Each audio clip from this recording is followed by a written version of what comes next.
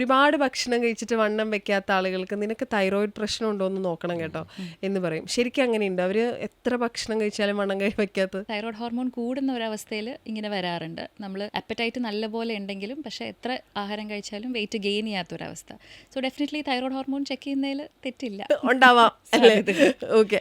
ഈ വെയിറ്റ് ഗെയിനും തൈറോയിഡും തമ്മിലുള്ള കണക്ഷൻ എന്താ? കാരണം ഇതിൽ കൂടിയാലും കുറഞ്ഞാലും വെയിറ്റിന് വ്യത്യാസം സംഭവിക്കുന്നുണ്ട്. അതിന്റെ റിലേഷൻ എന്താ? തൈറോയ്ഡ് ഹോർമോൺ നമ്മുടെ ശരീരത്തിൽ ഒരുപാട് ഫാക്ടേഴ്സിനെ കൺട്രോൾ ചെയ്യുന്ന ഒരു ഹോർമോണാണ്.